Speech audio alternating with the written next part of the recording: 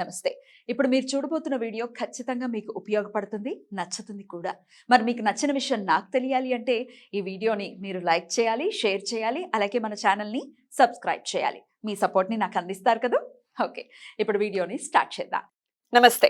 Welcome to our channel. నేను పద్మిని. ప్రస్తుతంతో పాటు ప్రముఖ ఆధ్యాత్మికవేత్త, జ్యోతిష పండితులు, అమ్మవారి సేవకులు, దత్త గణపతి ఉపాసకులు మురళీధర శర్మ గారు మనతో పాటు ఉన్నారు. మాట్లాడదాం. నమస్కారం అండి. మహాదేవ శ్రీమాత్రే నమః. పండగ బాగా జరిగిందా? ఏమున్నా దేవాలయంలో దేవాలయమే అదే కదా. దేవాలయంలో ఇంకొంత శోభాయమానంగా ఖచ్చితంగా అమ్మవార్లను గాని లేకపోతే అయ్యవార్లను గాని మీరు అలంకరణ ప్రియులు, మీరు ముందు ప్రియులు. బాగా జరిగిందా మీ దేవాలయంలో? అద్భుతంగా అయింది. బ్యూటిఫుల్. సంతోషం అండి. అయితే ఒక క్వశ్చన్ చాలా మందికి రేజ్ అవుతూ ఉంటుందండి. ఒక తల్లి పిల్లలమే కానీ ఒకళ్ళొకలాగా ఉండటం అనేది జరుగుతుంటుంది. అంటే ఎవరి తలరాత వాళ్ళది ఖచ్చితంగా. ఎవరి పాప పుణ్యాలను బట్టి వాళ్ళకి భగవంతుడు ఆ రకమైనటువంటి సుఖాలు కానీ దుఃఖాలు కానీ ఇవ్వటం జరుగుతుంది. అయితే మా తోబుట్టువులు మాకన్నా మంచి పొజిషన్లో ఉన్నారు, హై రేంజ్లో ఉన్నారు. మేము మాత్రం చాలా లో రేంజ్లో ఉన్నాం. ఎందువలన ఇలా జరుగుతోంది? మేము కూడా ఎంతో కొంత నిలదొక్కునేటటువంటి పరిస్థితి మాకు రావాలి అని అంటే ఏం చేయాలి అని అడిగితే దానికి ఏంటండి సమాధానం? తప్పకుండా రెమెడీ అనేటువంటిది కాదు దీనికి సంబంధించింది. అంటే రెమెడీ చెబుదాం తప్పకుండా. అద్భుతమైనటువంటి రెమెడీ కూడా 2 వర్డ్స్ ఉండేటువంటి రెమెడీ. అయితే తోబుట్టువులు ఎదుగుతూ ఉన్నారు, మేము డౌన్ఫాల్ అవుతూ ఉన్నాము అనేటువంటి సందర్భంలో మరి వారు ఇందాక మీరు క్వశ్చన్ ఆన్సర్ 2 చేసేసి ఉన్నారు. ఆన్సర్ కూడా చేస్తాను. కర్మ అని అన్నారు కదా, మెయిన్ అంతే. ఎవరి తలరాత వారిదే కదా. ఖచ్చితంగా కూడా కర్మ, వేరేది ఏదీ లేదు. అయితే ఇక్కడ కొన్ని ప్రాక్టికల్ పాయింట్స్ కూడా చూసుకుంటేనండి, మా చెల్లెళ్ళకి ఇచ్చేస్తున్నారండి ఆస్తి, లేకపోతే మా అక్కలకి ఇచ్చేస్తున్నారు ఆస్తి, లేకపోతే మా అన్నయ్యకే ఇస్తున్నారు మా వాళ్ళు, మాకు ఇవ్వట్లేదు.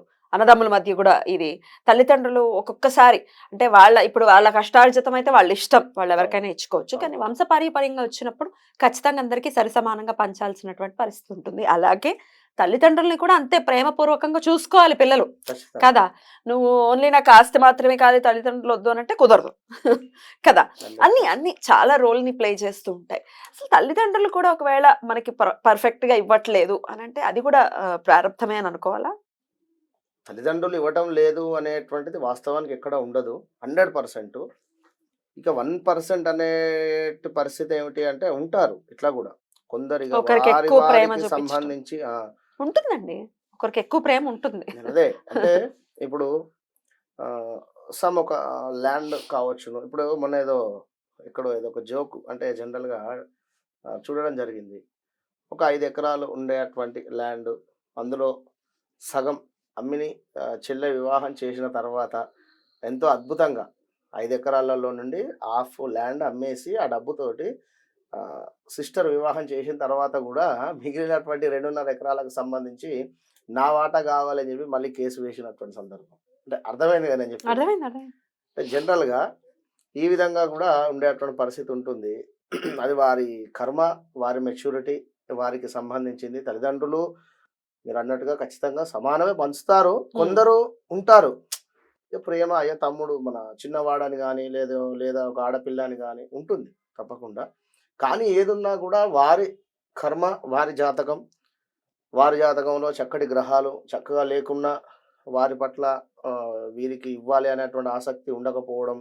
ఇప్పుడు ఎన్నో వీడియోల్లో కూడా చెప్పుకోవడం జరిగింది. ఇప్పుడు చంద్రుడు నీచబడిన, చంద్రుడు సరైనటువంటి స్థానంగా లేకున్నా కూడా మనము చంద్రుడు అంటే ఎస్పెషల్లీ తల్లికి తీసుకోవడం జరుగుతుంది కనుక తల్లికి సంబంధించినటువంటి ప్రేమ, ఆప్యాయత అనేటువంటిది ఉండకపోవడం కానీ ఇలాంటివి ఉంటూ ఉంటుంది.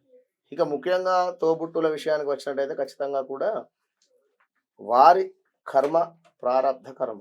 ఇందులో వారు ఎదుగుతున్నారు అంటే వారి కష్టపడుతున్నారా లేదా వారి అంటే ఏ విధంగా అనేటువంటిది కూడా ఒకసారి క్వశ్చన్ వేసుకోవాలి. మనం ఇంట్లోనే ఉండి వాళ్ళు ఎదుగుతున్నారు అని కూడా తప్పు అవుతుంది. అంతే కదా, మనం కూడా కష్టపడి ఎవరి పని వారు చేసుకుంటే పైకి రావడం జరుగుతుంది. మరికొందరు తక్కువ కష్టము తక్కువ పీరియడ్లోనే ఎదుగుదల కానీ 4 రూపాయలు సంపాదించుకోవడం కానీ ఉంటుంది. అది కూడా పూర్వజన్మలో వారు చేసుకున్నటువంటి కర్మగానే చెప్పడం జరుగుతూ ఉంటుంది కనుక తోబుట్టువులు ఎదుగుతున్నారు అనేటువంటి సందర్భంలో సంతోషపడండి. 100% మీరు సంతోషపడితే ఖచ్చితంగా కూడా యూనివర్స్ మిమ్మల్ని కూడా అక్కడికి చేర్చేటువంటి పరిస్థితి ఉంటుంది. అట్లా సంతోషపడకనే కదా ఈ ప్రాబ్లమ్స్ అన్ని.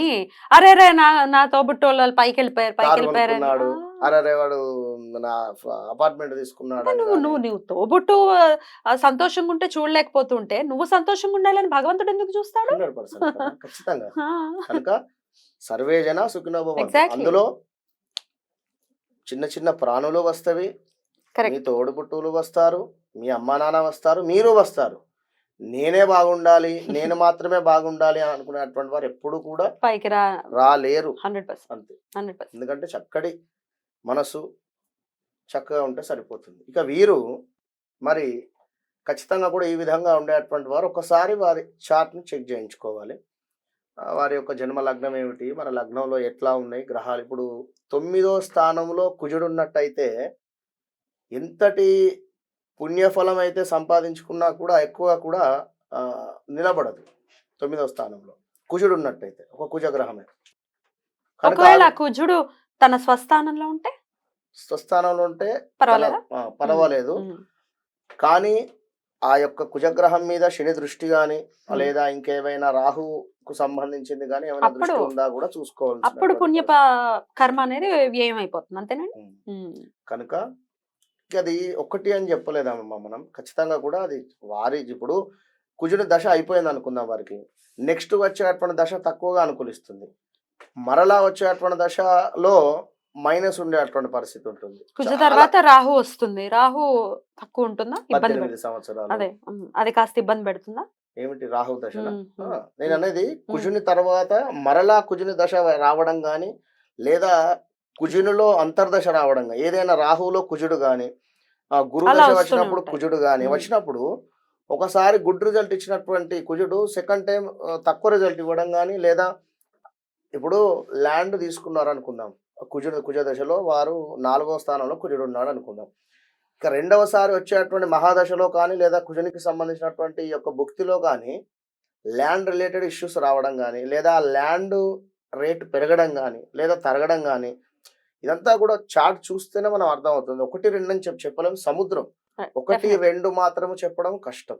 కనుక వారి చార్ట్ ఖచ్చితంగా కూడా చూసుకొని మరి ఎందుకు ఆ విధంగా జరుగుతుంది, మరి ఏమన్నా 7.5లో ఉన్నామా లేదా అష్టమ శనిలో ఉన్నామా అర్ధాష్టమ శనిలో ఉన్నామా అనేటువంటి పరిస్థితి అన్ని కూడా చూసుకొని దానికి సంబంధించినటువంటి ఏదైనా మహాన్యాసపూర్వక హోమం కానీ లేదా మహాన్యాసపూర్వకంగా అభిషేకం కానీ, కేవలం మహాన్యాసం ఎందుకు అంటే చాలా పవర్ఫుల్ అది, లేదా పాశుపతమైనా కూడా చేయించుకుంటే తప్పకుండా మంచి ఫలితాలు ఉంటాయి. అయితే ఇప్పుడు మీరు ఒక 2 లెటర్స్ తోనే చేసుకునేటటువంటి నామము అంతే. కేవలము వీరు ప్రతిరోజు కూడా ఇప్పుడు రేపు 22వ తారీఖు నాడు మనకు అయోధ్యలో ప్రతిష్ట జరుగుతున్నటువంటి నామము ప్రాణ ప్రతిష్ఠ జరగబోతోంది.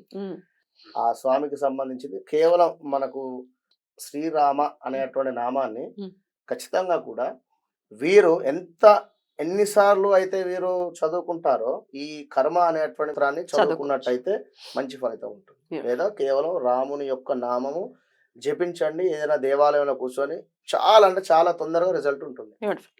చాలా అద్భుతమైనటువంటి విషయాన్ని చెప్పారు. మనలో మన ఆలోచన ధోరణిలో మార్పును తెచ్చుకుని రామనామాన్ని కనుక పట్టుకుంటే ఖచ్చితంగా మార్పు అనేది రావటం తథ్యం. అంతేనండి? రైట్ అండి. Thank you so very much అండి. నమస్తే. మహాదేవ్.